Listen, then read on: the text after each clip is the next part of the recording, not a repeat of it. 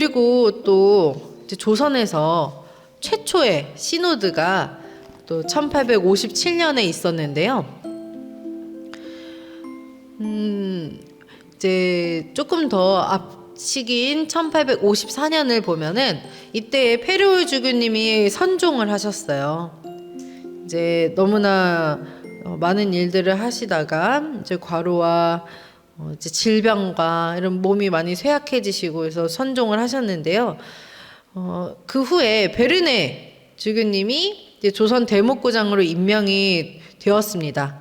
그래서 주교 서품을 받고 1856년에 조선에 입국했는데, 입국하셔서 무슨 일을 하셨냐면은 다빌리 신부님을 부주교로 임명을 하셨어요. 그래서 1857년 3월 25일에 조선에서 이제 주교 서품식이 이제 거행이 되었습니다. 그래서 저 오른쪽에 있는 그림은 이 다빌리 주교님의 이제 주교 서품식을 묘사한 그림인데, 신리성지 가시면은 거기에 순교 미술관이 있어요. 거기 가면은 이제 저 그림을 굉장히 큰 걸로 볼 수가 있습니다. 이제 이 주교님의 서품이 어떻게 이루어졌는가, 지금처럼 이렇게 큰 홀에서 멋있게 거행하면 좋았겠지만 그럴 수가 없었죠. 서울의 주교님의 거처, 이제 베르네 주교님의 거처에서 한밤중에 이제 거행이 되어야 했는데, 이때 당시에 메스트르 신부님, 프티니콜라 신부님, 최양업 신부님이 참석을 하셨고, 이제 서울의 회장들 그리고 몇몇 신자들이 이 주교 서품식에 참여했다고 합니다. 우리 신자들에게서는 굉장히 큰 감동이었을 것 같아요. 사제 서품식도 굉장히 감동적인데 아주 또 주교님으로 서품되는 것을 가까이서 볼 수가 있었던 것이 굉장히 감동적이었을 것 같습니다. 이 주교님이 이제 다빌리 주교님이 되셨는데, 주교님 서품을 받자마자 또 큰 일을 하셔야 됐어요. 바로 그 다음 날 이제 조선교회 최초의 시노드가 이제 마련이 되었습니다. 그래서 2박 3일 동안 이루어졌는데요. 이 시노드에서 무슨 이야기들을 했냐면은, 이제 조선에서 활동하는 이 선교사들의 어떤 행동 규칙들, 그리고 활동 계획, 그리고 이제 조선의 신자들의 신앙생활에 대해서 어떻게 지도하고 또 어떤 규칙을 세우면 좋을지, 그런 것들을 이제 논의하는 시노드를 이제 1857년 3월 26일부터 28일까지 하게 되었습니다. 그리고 나서 이제 이 시노드를 마치면서 어떤 지침서가 반포가 되었는데요. 그거를 이제 장주교 윤시 제후서라고 합니다. 이것이 최초의 공식 사목 지침서예요. 우리 조선 교회에 있어서. 그 프린트도 같이 보면서 이야기를 들으시면요.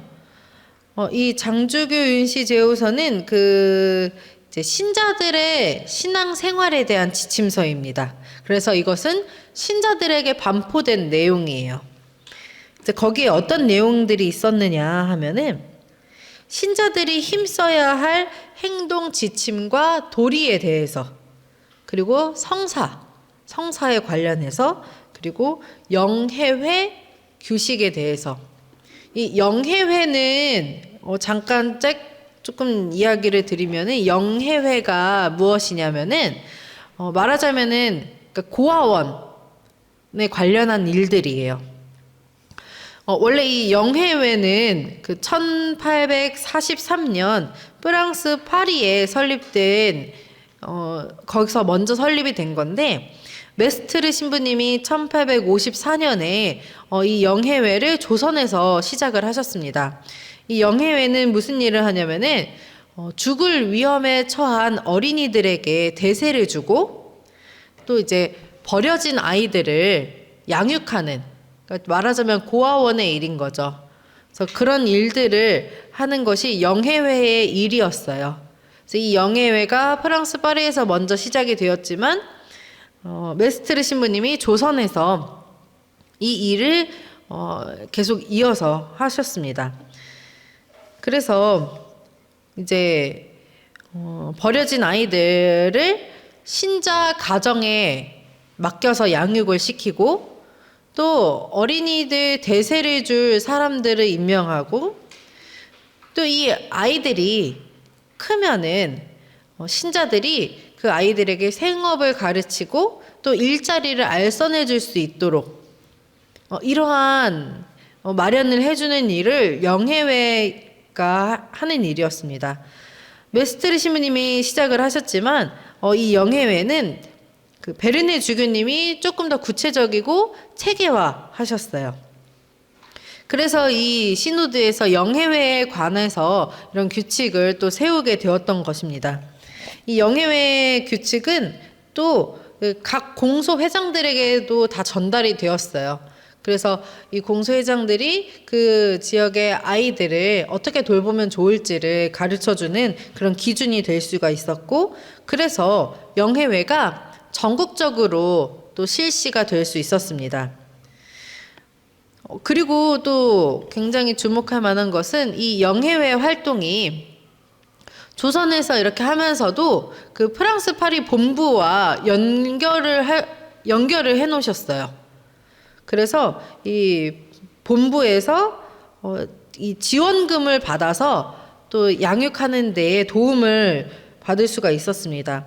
이 영해회 본부의 원조는 1866년까지 계속 받았다고 해요. 아까 신학교도 그렇고 영해회도 그렇고 1866년까지였던 것은 다 왜 그런지 아시죠? 네, 박해 때문에 어쩔 수 없었던 일이었죠. 그래서 이 시노드에서 이 제후서에서 이렇게 영해회 규칙을 상세하게 세워주셨는데요. 여기서 말하는 그 내용들은 이런 것들이 있었습니다. 일단 영해회의 목적, 그리고 또 아이들의 그 양육에 관해서 굉장히 세부 규칙을 상세하게 설명하고 있다고 해요. 그래서 그 대상은 어떤 아이들인지, 이 아이들을 양육하는 이들의 의무는 무엇인지, 그 절차나 또 필요한 금전의 문제는 어떻게 하는지 등 이 양육과 관련한 여러 문서들을 또 수록하고 있다고 합니다. 이런 거를 봤을 때 굉장히 많은 일을, 그리고 조금 뭐라고 해야 되죠? 그 사회복지 차원의 어떤 그런 중요한 일들도 당시 조선 교회에서 선교사들이 관심 있게 하고 있었다는 것도 되게 놀라운 일입니다.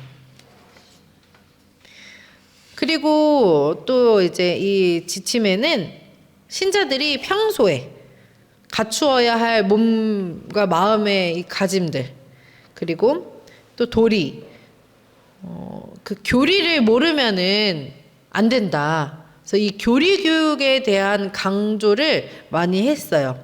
특히 자녀들에 대한 그 교리 교육을 강조하셨는데, 자녀들의 교리 교육은 부모의 본분이다 라고 합니다.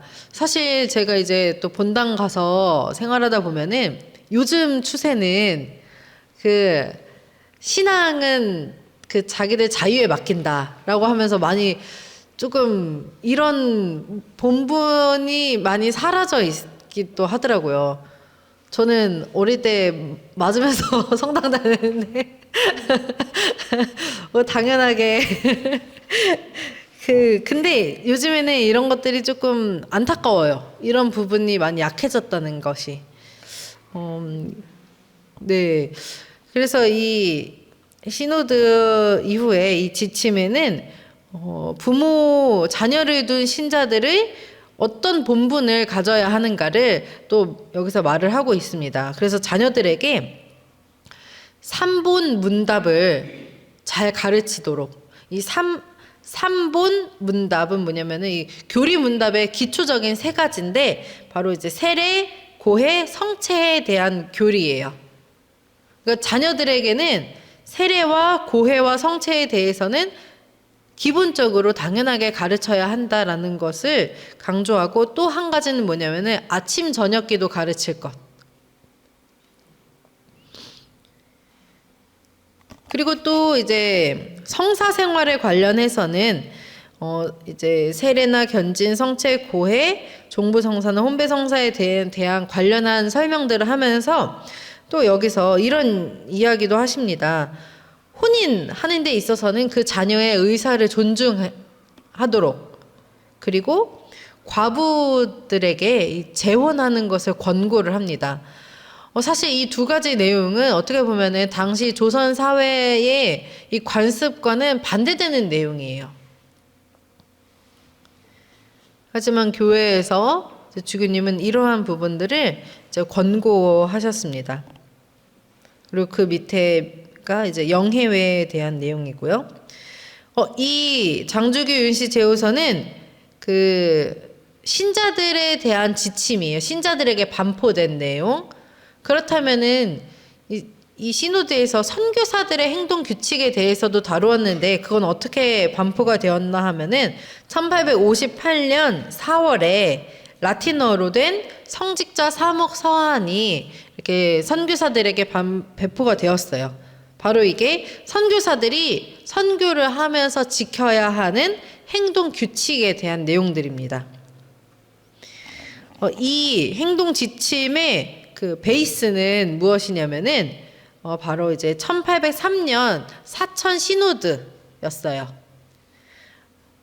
이 사천 시노드의 교령이 가장 이 조선에서 실행하기에 효과적이다라고 판단을 하셨기 때문에 이 사천 시노드의 교령을 바탕으로 해서 조선 사정에 맞게 이제 고치거나 새로 추가하거나 이렇게 했던 내용을 거기 이제 보이는 내용이신데요.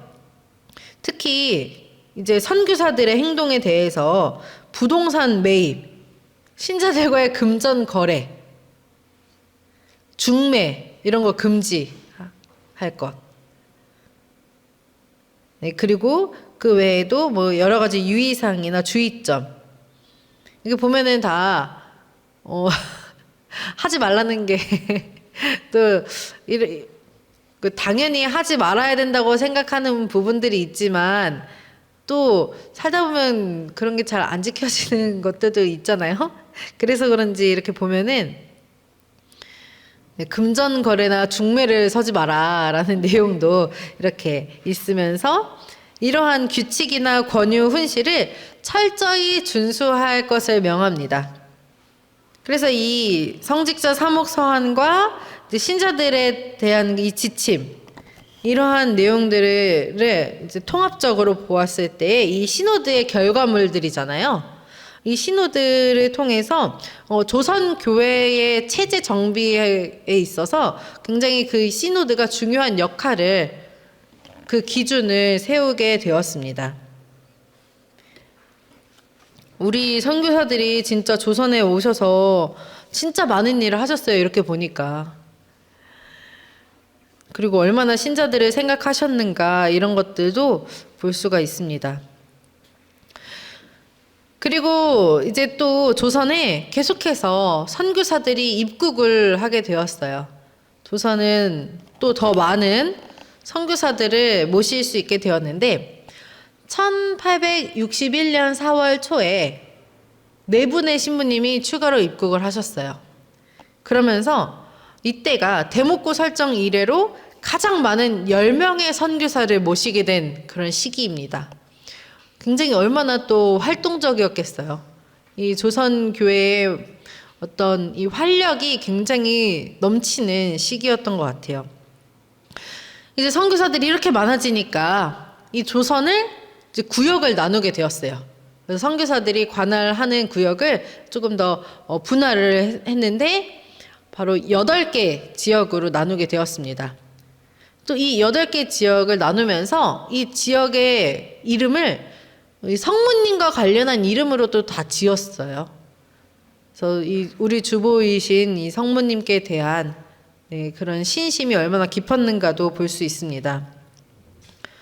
그래서 이렇게 보시면은 성모 무염시태, 성모 성탄, 성모 왕고, 성모 자헌, 성모 영부, 성모 승천, 성모 취결례, 그리고 이제 베론 성유셉 신학교. 그래서 이 신부님, 주교님들이 이렇게 구역을 나누어서 사목을 하셨습니다.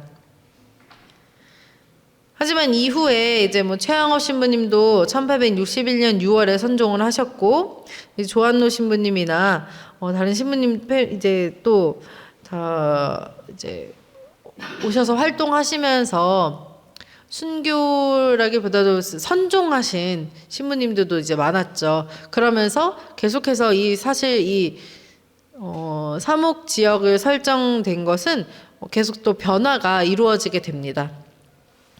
그리고 1863년 그리고 65년에 이제 오메트르 신부님, 브르트니에르 신부님, 볼리에 도리 위잉 신부님이 또 전부 입국을 하시면서 조선은 1847년부터 1866년까지 선교사를 18분이나 모실 수가 있었습니다. 여기서 이제 주교님이 무려 3분이 그동안 계시게 되었고요. 이 가운데서도 잘 아시겠지만 가장 오랫동안 조선에서 활동하신 분이 계시죠? 누구실까요? 21년 동안 조선에서 바로 이제 다빌리 주교님이죠. 다빌리 주교님은 1845년 10월부터 1866년 3월까지 무려 21년 동안 조선에서 활동을 하시면서 특히 이제 조선 교회사와 순교자 자료들을 다 이렇게 정리를 해주셨습니다. 그러한 활동, 바로 다빌리 주교님하고 관련한 다빌리 주교님이 가장 많이 공헌을 하셨죠. 하지만 다빌리 신부님 이외에도 많은 분들이 또 이런 저술이나 출판 활동을 하셨는데요. 왼쪽에 보이는 내용은 1857년 11월 11일에 베르네 주교님이 보낸 서한의 내용이에요. 이 서한에 보면은 이 선교사 수가 너무 부족해서 각 신자에게 1년에 고작 15분 이상도 할애할 수가 없습니다. 그런데 여기서 가장 긴급하고 필요한 일의 하나는 바로 교육입니다. 근데 우리가 지금 이 교육을 하는 데에서는 책이 굉장히 중요한데 이 책이 너무 부족합니다. 그래서 몇몇 선교사들은 성무 집행을 포기하고 말을 배우고 또 교리책을 조선말로 번역해 주는 데에 그러한 일을 하는 데에 노력하고 있습니다. 그래서 선교사들이 이제 여름철에는 이 선교 여행을 이제 좀 쉬셨어요. 너무 날이 덥고 이러니까. 그래서 이런 선교 여행을 쉴 때에는 그냥 쉬시는 것이 아니라 뭐 교리나 윤리에 관한 소책자를 또 집필하거나 이런 저술 출판 활동을 하셨는데 그래서 이런 책을 또 더 많은 신자들에게 배포하고 보급하기 위해서 인쇄소까지 설립을 하셨습니다. 그래서 1861년에 서울에 이제 인쇄소를 설립을 했는데요. 이렇게 여러 가지 우리가 뭐 많이 들어본 걸로는 뭐 천당징로, 선교일과, 천주선교공과 이러한 많은 이제 교리책이나 기도서들이 서울 인쇄소를 통해서 더 많이 신자들에게 보급을 할 수가 있었습니다. 그리고 또 특히 다빌리 주교님이 이런 저술이나 출판에서 굉장히 많은 일을 하셨는데요. 이제 또 1854년경에는 한문, 한글, 프랑스어 사전까지 이렇게 준비를 하셨고 또 조선의 역사와 관련한 책들도 이렇게 번역을 많이 하셨습니다. 근데 이제 또 프르티에 신부님도 사전 편찬에 참여를 하시면서 그 외에 프르티에 신부님은 또 그 외에 한글, 한문, 라틴어 사전 그리고 베론에 계시던 이 뿌티니클러 신부님은 라틴어 한글 사전 이런 사전 편찬에도 신부님들이 굉장히 많은 일을 하셨고 또 이제 다빌리 주교님은 또 특히 새 신자 교육을 위한 그런 출판 준비에 또 노력을 많이 하셨다고 합니다. 그래서 이렇게 선교사들의 큰 활동 덕분에 우리 신자들이 무리 없이 교리를 또 배우고 또 이런 사전까지 우리가 볼 수 있게 되었습니다. 그리고 우리 선교사들이 또 조선 내에 계시면서 바로 이 순교자 현양과 관련한 일들도 많이 하셨죠. 우리 이제 1857년에 아직 이 박해 상황인 이 조선에 지난 기해박해, 병호박해 순교자 82위가 가경자로 선포되는 그런 영광스러운 사건이 있었습니다. 그런데 이 기해병호박해 순교자들에 대한 어떤 시복 조사가 사실은 조선 내에서 이렇게 이루어져야 되지만 박해 때문에 그게 쉽지가 않았잖아요. 그래서 이제 저 긴 제목 1839년과 1846년에 조선 왕국에서 발생한 박해 중에 그리스도의 신앙을 위하여 생명을 바친 순교자들의 전기, 현 가롤로와 이 토마스가 수집하고 페레오주교가 프랑스어로 번역한 것을 최 토마스 부제가 라틴어로 옮긴 것을 로마로 보냈습니다. 이제 그 현성문과 이제이 토마스가 그 기의 일기를 이제 또 수집하고 편찬을 이렇게 작업을 했잖아요.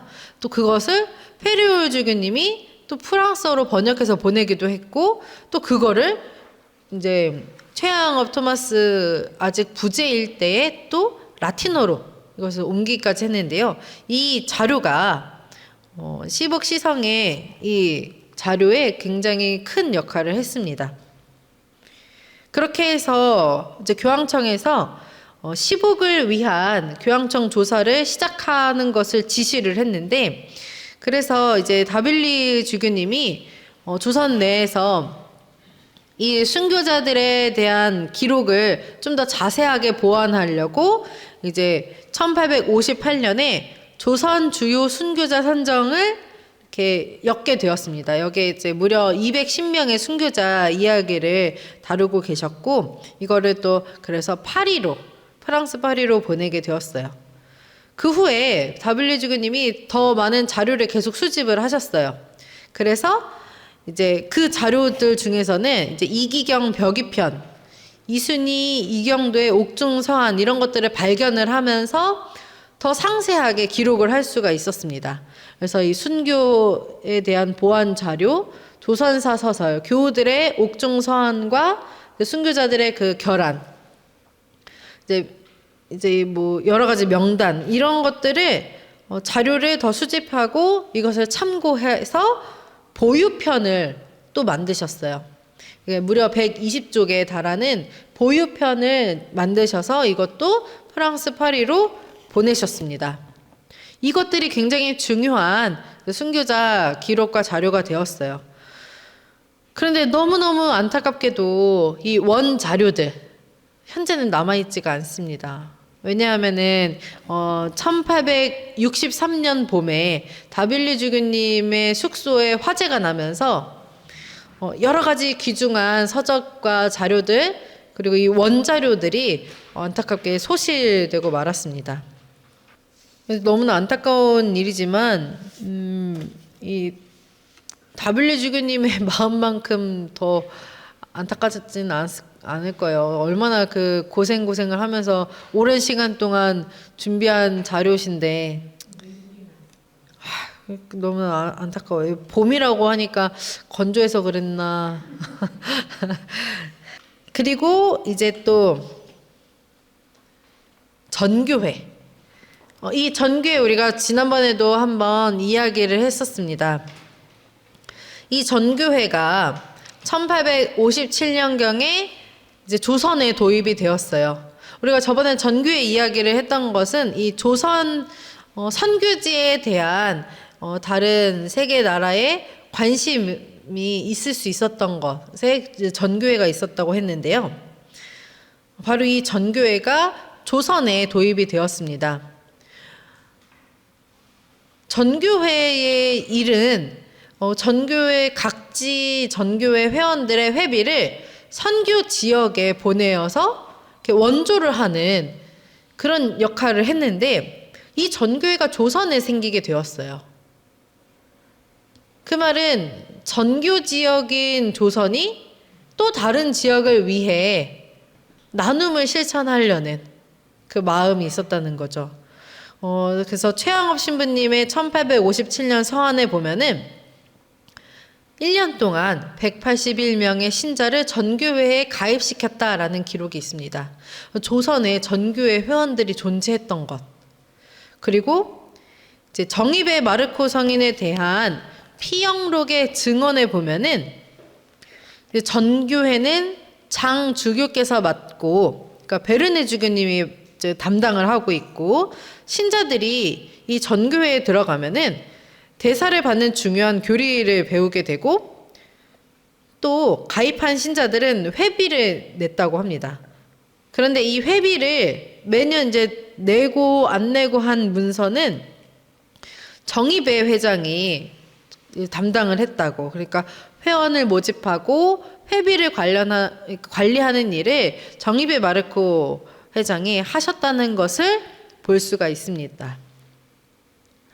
이런 거 보면은 참 우리도 지금 많은 부분에서 우리는 선교지지만 또 많은 해외 선교지를 위해서 지금은 또 다시 돌려주고 또 봉헌하고 나누고 있잖아요. 사실 이제 저희 수도회에서는 남자 수도회도 그렇고 저희 수녀원도 그렇고 이제 프랑스에 파견이 되어 있거든요. 우리가 그전에는 이제 프랑스 파리 예방 정교회에 이 파견을 받았고 도움을 받았다면은 이제는 또 우리가 반대로 그곳에 가서 그렇게 봉헌하고 헌신할 수 있게 되었습니다. 그러한 그 기초는 바로 이때부터 이렇게 시작이 되었던 것을 볼 수가 있어요. 그래서 지금까지 이 선교사들이 조선에서 어떤 활동들을 했는지 한번 이렇게 살펴보았습니다.